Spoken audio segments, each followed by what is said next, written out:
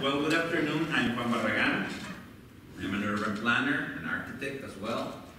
I have a consulting firm called Urbis Internacional, and I'm also with Jorge, a professor in this school, in a seminar we have about, on planning and urban management.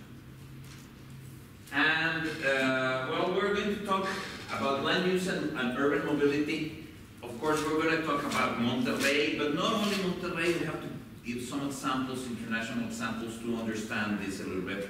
I read your curricula, and I know you come from different fields: planning, economics, political science.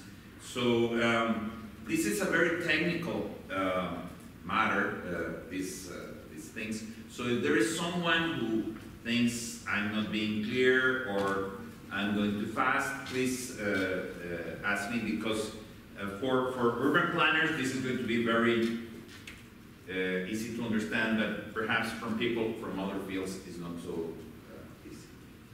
Okay, just to talk about a little bit Monterrey.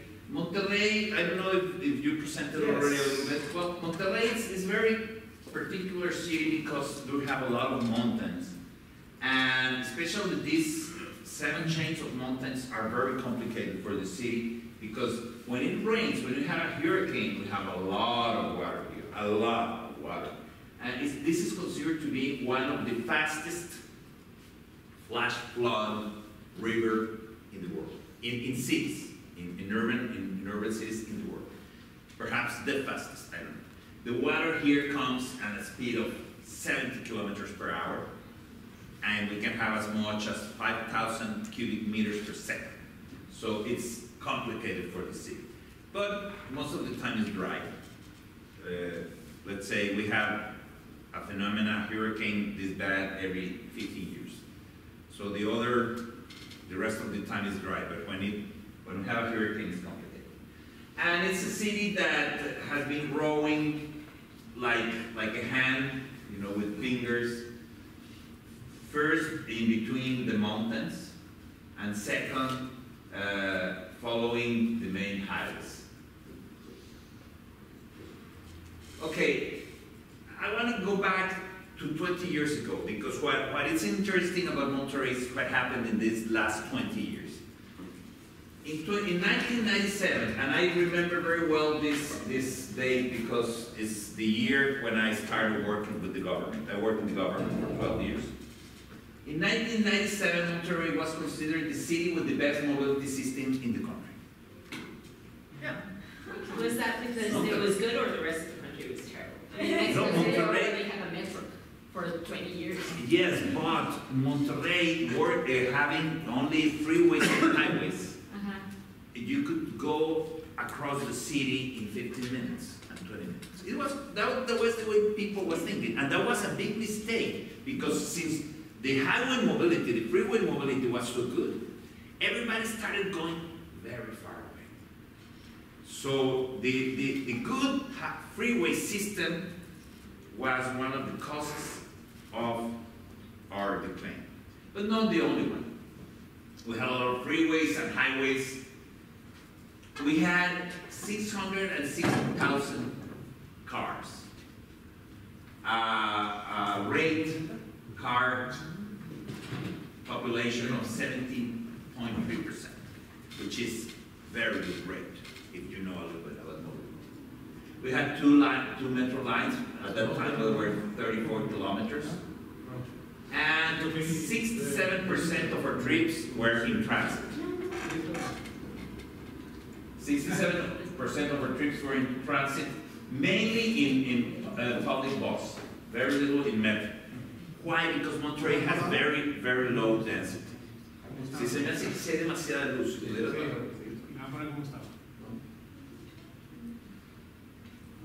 Okay, so mobility at that time was not a problem, and everyone you could ask at that time was happy. People were coming from Mexico City, and they say, "Oh, Monterrey is the best city." Really? You are too young. You are born. Yeah. You are too young. I've been coming for 20 years and I've never done that. And well, okay. But we had a big problem. The big problem was housing. Although it was not as bad as in the rest of the country, about 36% of the units built every year were out of construction, self-construction. It's not as bad because in some other areas, for example, Mexico City was 70%. Here was only 36%. And urban growth was controlled by the state authority through a metropolitan commission. We had a very, well, at that time we could consider this medium density with 76 inhabitants per hectare and 19 homes per hectare. Just to give you an idea, New York City, the whole city, not Manhattan, New York City has 29 homes per hectare. So 19 to 29 is middle density, okay? I'm very clear with this. I have to be very clear with this because some people say, no, New York is 95 or 100 homes per hectare. That's Manhattan, not New York, okay? It's the same with Hong Kong. Hong Kong is 36 homes per hectare. So we have to be careful when we use those figures. This is informal house. This is not an actual picture from Monterrey. It's a picture from another city where I did some planning. But this is the kind of informal housing we would have in Monterrey. Just the hole for the street, no infrastructure, and self-construction in homes. Often by creeks and rivers. So it was not only informal, but also in a risk area. Sure. Okay. I'm from Greece, so I'm not very familiar with the Latin culture system here. But the reason why these people, are willing in Latin American countries to come and live in this type of slums is that, they're just desperately looking for work in the cities. Sure. And that they lost everything, in the countryside, and they're moving to cities for work. And they're ready to do whatever. Yeah. Well, normally they make more money here than in the country. Much more. I mean, they make more money, but they live in much worse conditions. Yeah, but like for example in Kampala, it's also got to do with the services, right? So you can have a house in a rural area, but you will not have access to schools, you wouldn't have access to health clinics, you won't have access to.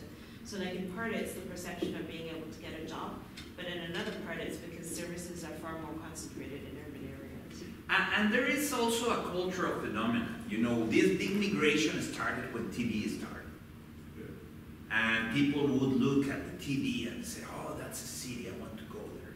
So it's a lot of cultural things. But one thing is for sure, in their fields, they come from the poorest part of Mexico, not the best, because there is agricultural areas and people don't migrate from those. But in the poor agricultural areas, there is no hope. And in the city, there is hope. And many of them actually progress a lot. So in 1 or 2 generations, they come from living there to someone living in a regular, formal home. So it's something they appreciate. And especially in a city like Monterrey, where there's a lot of input for progress. Yes? So that's exactly the big difference between cities here in Mexico and cities that's what's happening in sub-Saharan Africa. Because you can make that transition because there's enough jobs here for people to access, and then they can improve their way of life. We have the same type of migration, but no jobs. So this is a permanent feature as opposed to, because this is a temporary feature here. Yeah, this is, in some cities, in Monterrey, it's temporary. I know other areas, for example, I did the metropolitan plan of a city called Tulancingo. And in that city is poor over poor over poor. There is very little movement, social and economical movement. Very often also near the railroads. So that was the situation, and this is a schematic drawing I did about the previous city growth model. Let me just answer this. Andrés, estoy dando un curso que me reporto. Gracias. Just quiet. At those days, this was the way the city was growing. This is industry. This is low-income homes, in yellow. In green is middle-income homes, and in blue is high income. So the city was growing in a little bit more compact way, with no very high density, low density, but at least with some social mixture between low income, middle income, and sometimes higher income.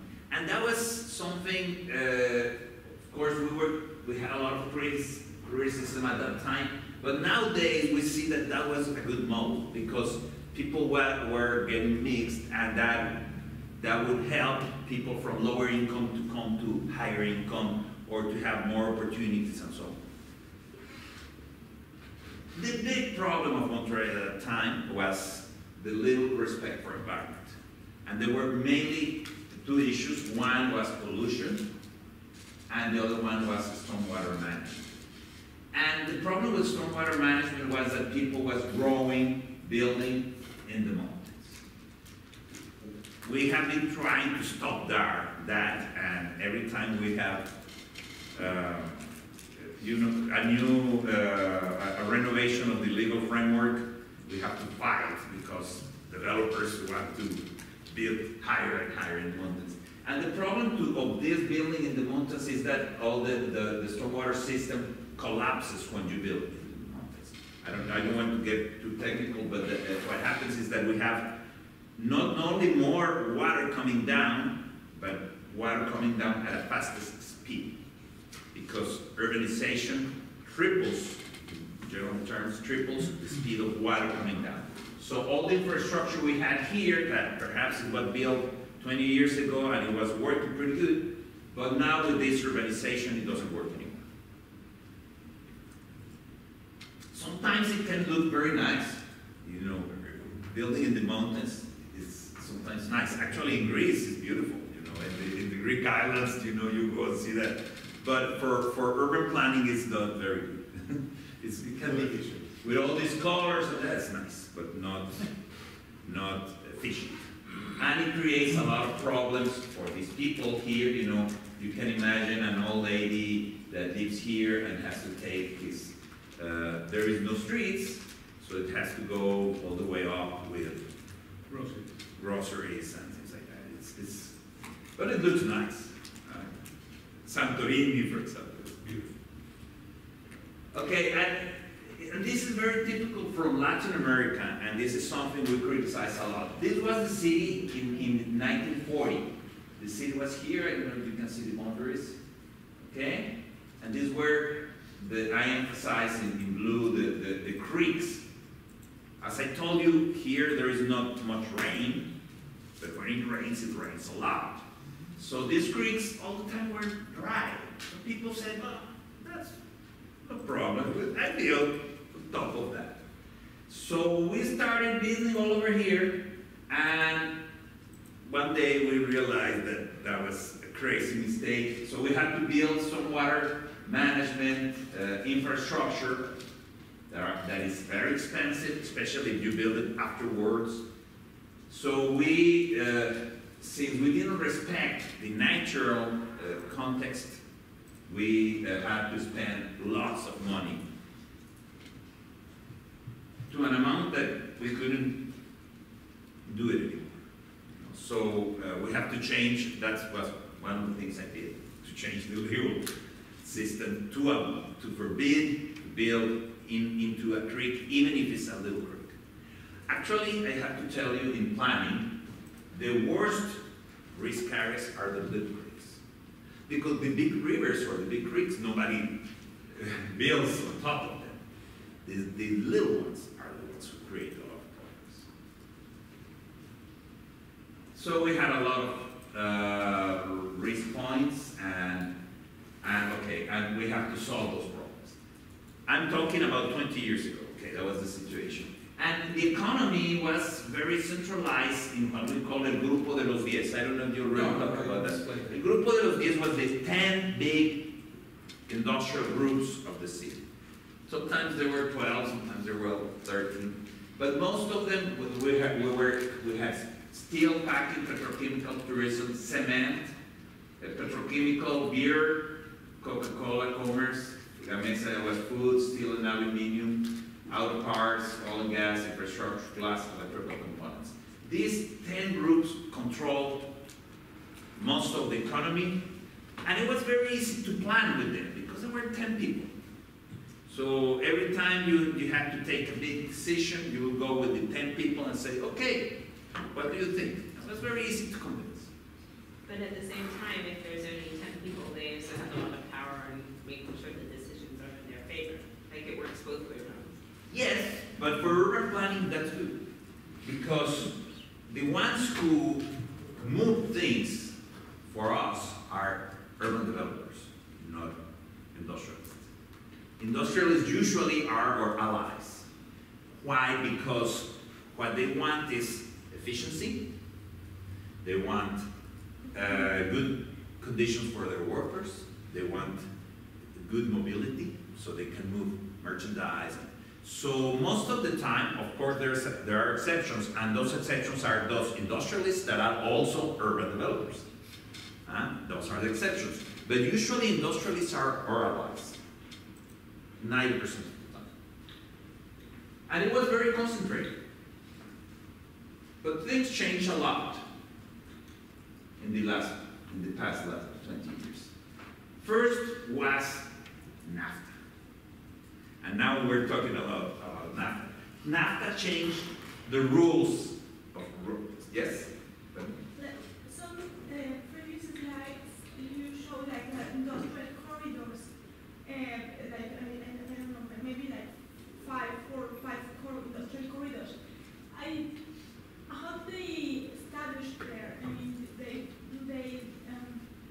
I mean, the municipality told them we are going to make some corridors, or they just established there, and then the rest of and then the municipality adapted the infrastructure for them? Well, both. At the beginning, you know, in Mexico, urban planning, official urban planning came very late. The first national regulation started in 1977. And for Monterrey, the first urban plan, official urban plan, came in 1988. So it's very new. Well, very new for city development.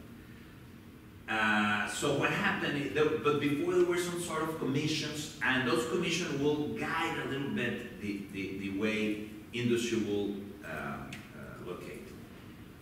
So what happened, it was first some big industries located in those areas. And after the urban plan adapted those areas with some more planning instruments. So let's say it was not perfectly planned, but it was some sort of a very organic planning that happened at that time. Because there were 10 big groups and one state that will control the whole process. Okay? So it was a simple dialogue. Yes? I mean, that's a good question, because we see all these Mexican cities, we see 2 Mexican cities, and you see full of highways within the city. I mean, who plans that? Who did that? Was that American influence? Oh yes, yeah, that's what we're going to talk in 10 minutes. So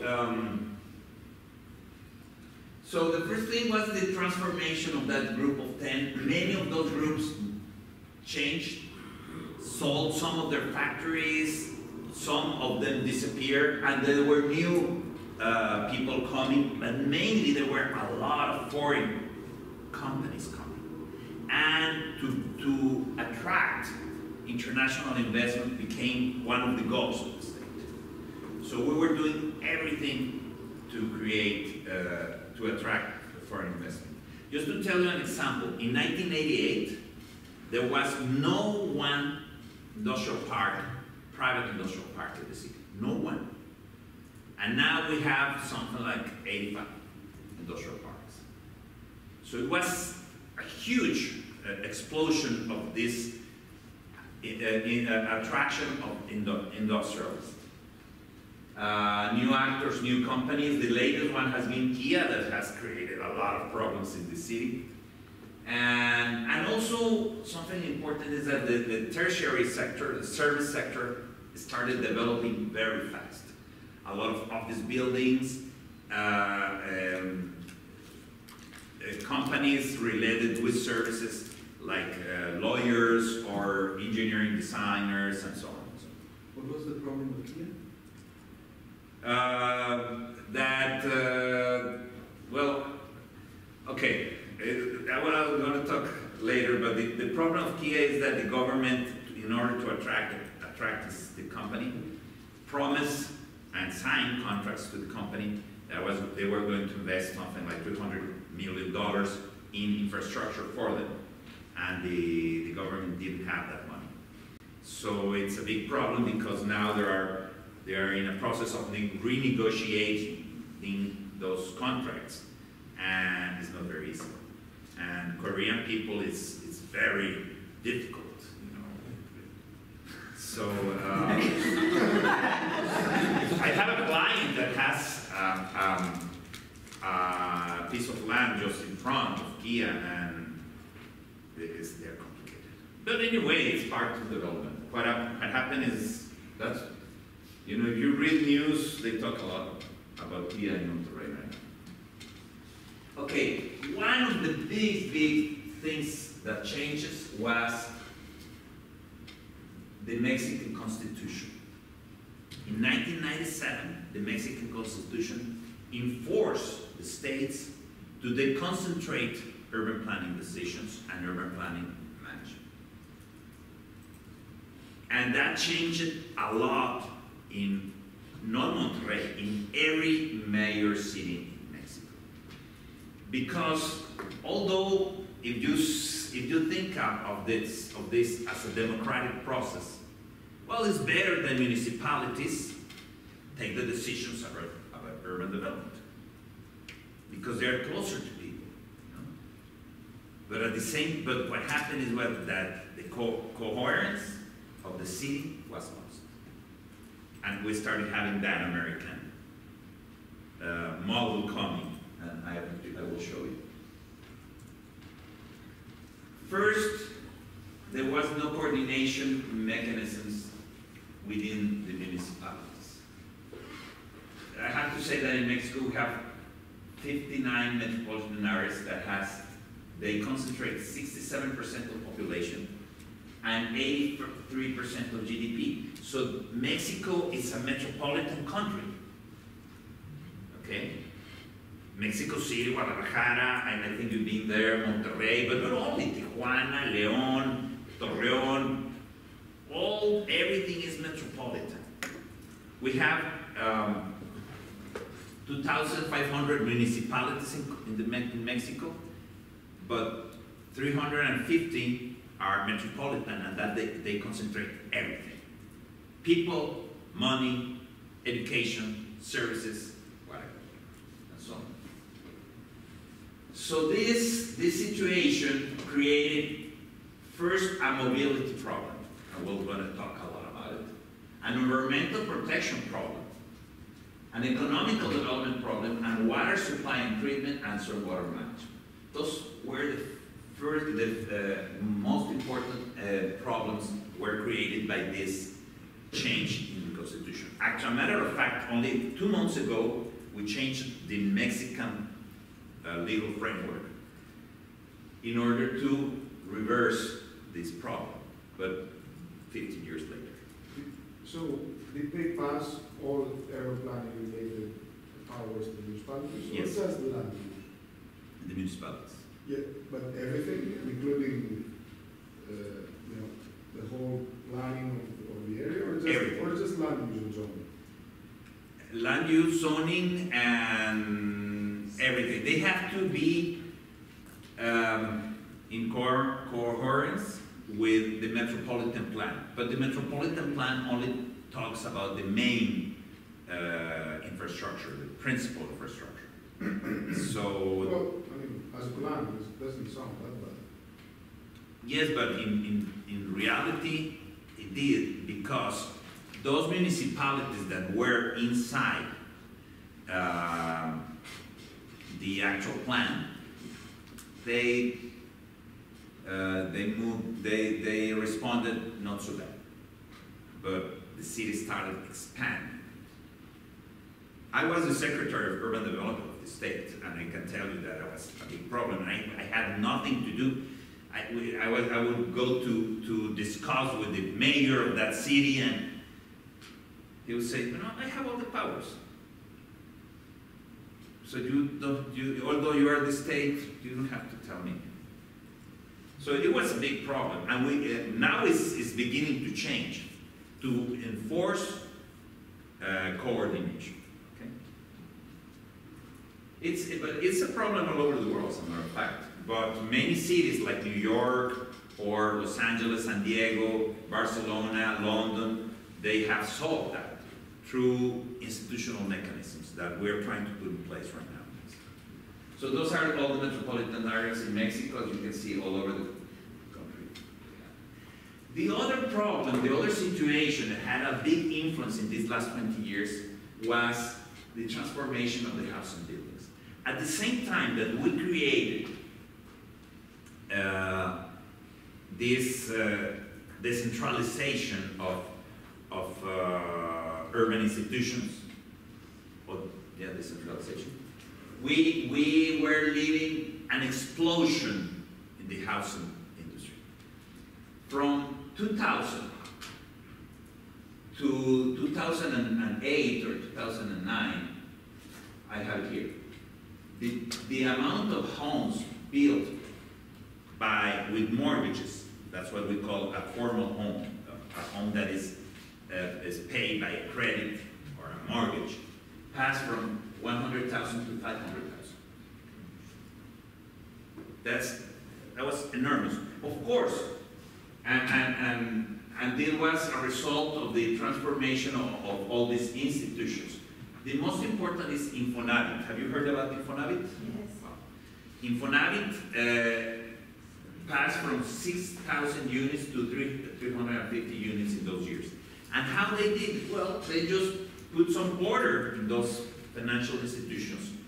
They had a big rate of default, like 25%, and they started charging the owners their mortgage. So they started having more money and more money and more money.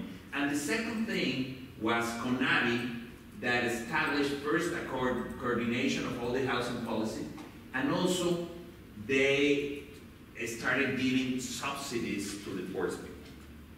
So the housing developers could provide formal homes to people that they couldn't provide before. So the market started growing. To go from 100,000 to 500,000 is amazing. I can tell you, I've been working in this field for many years, and the only country that has some figures similar like this in Latin America is Chile. Ni Brazil, ni Colombia, ni Venezuela, ni anyone in Latin America. But they didn't think about the city. They were just thinking about housing, more housing, more housing. And in order to provide those homes, the first phenomenon was an enormous, extraordinary growth of the price of land in the periphery of the city. I can tell you an example, because at that time I was in charge of a project for the state, and the price of land at that time was 18 pesos per square meter, 18 pesos. 3 years later there was 120. So the price of land exploded 600% in 3 years. A lot of speculation, and what happened? That the housing developers had to find land cheap enough to build these homes. These homes, for example, the cheapest home was in today's prices something like $12,000 price of the home. For Americans or Europeans, that looks very little, but for Mexico or Latin Americans, it's not so big. 12,000 to 13,000. With the subsidy, they could go as far as $15,000. In order to build a home of that price, you have to be you need very cheap land. Yes, Lenny. This number is in the metropolitan area or in the... No, this is in the country, national. National. National. These 100,000 is national. National, yes. In 6 years. From 100,000 to 500, no, per year. This is homes per year. I'm sorry, I should precise that. It's 500,000 homes per year. Okay. So, okay. 3 million. 3 million, yes, in 6 years, yes. 3 million. Just to give you an idea, Spain, in the peak of this, of their real estate bubble, they were building 250,000. And France, 320,000. So this is a lot of homes. A lot of homes, yes. Do you know Minha Casa Minha Vida? I've heard about it, but I don't know it very well. It's the housing federal government program, and it has built the same amount in 5 years. Okay. Even a little bit more. We built 3.4 million houses in 5 years. Yes. However, Brazil, the population of Brazil Yes, is yes. almost double. Yes, almost 80% more. Yes. No, I'm not. Yes, criticizing but just to tell you and we have the comparison. Results. But it doesn't matter. The thing is that it was a good thing because many people that used to live in slums, could move to a formal home. That was good. But where? And that's where urban plannings were complaining. Why do we have to go 25 kilometers away? Well, because that's where we find land cheap. And there was no land policy. And municipalities from small towns where the director of planning was the director of police and the director of everything, they were just signing and signing and signing. And the state, and I tell you, Jorge and I were working in the state at that time, we will go and ask them to stop, and they will say, no, you have no power. But you are creating a problem. No? Okay. Let me grow. That was their answer. Yes. And this is a national policy. National policy. But I didn't get when you say that they said they can do that. You mean the federal government or the local government? The municipality can do it. Okay. The state, we were trying to control them. And the federal government, they didn't care. Because this was not an urban development policy. Local policy. This was a financial policy. All these are banks. And they say, oh yeah, we're giving mortgages. And they pay. And if they pay, it's okay. You know? Oh, it's a risk area. Well, just 3% is a risk area, no problem. That's how many bankers used to think. Definitely, I think housing is more a higher scale policy. Yes. It's Yes. more federal government policy. That's a Yes. federal policy, but you know, the metric Okay, for the no, federal no, government is the amount of houses I built. But there was not a local framework that supported in planning this, because this used to go, you know, to municipalities that were very weak institutional. So they didn't have a strong planning. Many of them, most of them, with no planning. Yes. They will just, okay, they sign permit.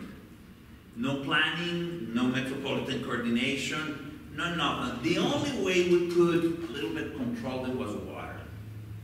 Because we had in Monterrey, this is not typical for Mexico. In Mexico, every municipality owns their water company. But in Monterrey, water is a stake. So that That was the only way we could guide a little bit that, because they say no water, there's no water, so if there is no water, there is no homes. However, there was also a problem of coordination between the urban development policy and the water policy. Anyway. Can I add something? Yes, sure. I mean, you say that basically it was a financial policy, but wasn't there any effort to subsidize the cost of the land or provide public land for these homes? No, and that's one of the major issues. There was only subsidy to the price of the house. The price of the house. And they were subsidized. First, the subsidy for the poorest level, it could be like 30% of the price. So I tell you, I'm not completely negative about this. This provided a lot of people a home. And in small towns or middle-sized towns, it's not such a big problem. The problem came in the metropolitan areas, mainly Mexico City, Guadalajara, Monterrey, Torreón, and so on. The biggest metropolitan areas, because that's where the land became too expensive very fast. In Mexico City, I can tell you, there is people who lives 3 hours away from the city. 3 hours. And after you have to move inside Mexico City, but just to get into, or 2.5 hours. It's terrible. It's what happens, well, we'll see what happens. But this extraordinary, this is the average of annual credits and subsidies by 6 years period, you know, to 0.23 all the way to 1.42 millions. Okay, so it was a very, very fast growth problem, and the cities were not prepared in infrastructure, in mobility infrastructure, and the infrastructure started becoming very expensive because, as you know, if the city gets sprawled, the cost of investment of infrastructure grows very fast. So this Infonavit is not anything that's decided at a municipal level. It's decided Infonavit, it's a very interesting instrument. Let me tell you, because it doesn't exist in many countries. Infonavit is a creation of the Mexican government in the, let's say, in that period that Mexican government was a little bit more left, you know. And Infonavit lives of a rate of 5% of the salary of a worker. Every worker salary puts 5% into Infonavit. But it's forced saving. But it's only the private sector. Oh yes, well, Infonavit is only the private sector, Foviste is the public sector. Okay? There is two institutions, Infonavit and Foviste. Is the public federal sector. The municipalities don't put money into Infonavit.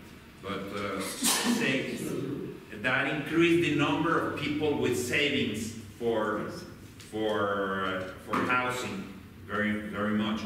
The American banking companies were against this because they say that's socialist, and perhaps, but it worked, and that permitted this enormous growth in the offer of mortgages. So it's interesting. However, they were thinking just as bankers, not. They didn't have this disintegrated conception. Because they are a bank. They are a bank. They're a bank, yes. But they're a bank, but Infonavit is tripartito. There is the workers, the patrons, and the state form part of the economy. And at that time, the representation of the state was the Ministry of Treasury. If they should change that representation for something from very social or urban planning, and the policy will be different. But anyway, that's the way it happened. So credit grew and demand grew. Land prices started to grow rapidly in major cities, as we were saying. And developers wanting to provide homes for that population started to look for land far away from the city. The lack of metropolitan urban development policy made possible to build in any municipality outside the consolidated city. Okay? This sprawl phenomenon never seen before in Mexico started to grow. We had sprawl before, but never like this. Just to give you an idea, in 2000, Monterrey had 54,000 hectares. In 2012, there were 107,000 hectares. Could you repeat the number? 54,000 to 107,000. So the size doubled, and the population grew, I don't know, 15% in about 12 years. So what happened was density collapsed, and everything became more expensive. And many people started saying, oh, if I take the public bus, it's going to take me an hour and a half. So I buy a car. Even if it's a very old car. But I buy a car. That way I can go faster to my job. It's part of the dream. You get the house, you get the car. It's part of the dream and the necessity as well. It's the necessity, because if you live 2 hours from your job, 2 hours to go and 2 hours to come, that's 4 hours. That's a lot of time. And also, I would add that there was a strong support to car industry. I mean, people wouldn't just buy a car because I want it, but it's really cheap to buy a car. It's part of Well, NAFTA petrol economics. is huh? Petrol is super cheap. Buying a car is super cheap. Getting your license, there are no. It's Absolutely, very easy. it's part of NAFTA economics. Interest rates came from 25% for a home to 9%, for a car to 12%. So everybody started buying cars, as she said. But just before, there's always many decide to buy a car, even a cheap used model. But infrastructure costs rise a lot, and congestion increases, and segregation goes forth. Those, for me, are the three major problems of this model. It's inefficient for infrastructure investment, creates congestion, and creates social segregation. And for me, that's the last one is the worst one. So what happened? We started having, you remember the last model? Well, now the new developments are here. Some of them, we have to specify, some of them near to the industry. So that's not so bad. And I'm telling you this because right now we're working in trying to arrange this mess. And we have to try to find the positive things of it in order to arrange it. But the truth is that we're starting having these developments here. And these people, to go from here to here in a bus will take them an hour and a half. So they buy a car. And this, well, okay, there's something I want to show you what's low income, middle income, and high income, and high rise. Okay, so this is typical low income housing. It's hard to find yourself. These are pictures from here. Some of them are from here, some others from other places, but it's the same. Yeah, no. In middle income, you start seeing some green spaces. Homes get a little bit different one from the other. So, Yes. what's the deficit of housing in the country? And if you could compare to other countries in Latin America? How much do you want it to be? No, it's true. We can calculate the deficit as you want. I could tell you that right now the deficit Well, because in deficit, in Lelio, you have different components. One component is people without home, okay? Other component is people that is crowded in a home. They have a home, but there is too many people. And the other is people in a home that has not enough quality, building materials, etc. But so far we can say something around 4 million. 4 million. Most of it is in rural areas. In Rural areas. and it's high. It used to be 6 million, so it's going lower. And most of the deficit is rural areas. ¿Cómo se dice? Madres solteras. Single mothers. Yes. Rural areas, single mothers, older people. If you start seeing the deficit in social categories, let's say a family with 2 kids, father and mother work, and they live in a metropolitan area, they have them. So that's about the way. So I know that your talk is not directly about employment, but you're the first person who's like really addressing it. And it's interesting to me because in Uganda we're thinking of a similar model. Like currently our interest rates are like 23-24%, and it's not possible to, and we don't have access to housing, like social housing. So we have a very big housing deficit. So there was this thing about like, why do we have mandatory savings? Now, but the second question that came up, and I just see this picture here, is that this is very low density housing. Yeah, very So in Addis Ababa, where they're trying to build more housing units, they're doing 5-story housing, because 5 stories is the maximum you can do without needing an elevator. Also with a similar model of like using savings, but to increase densification.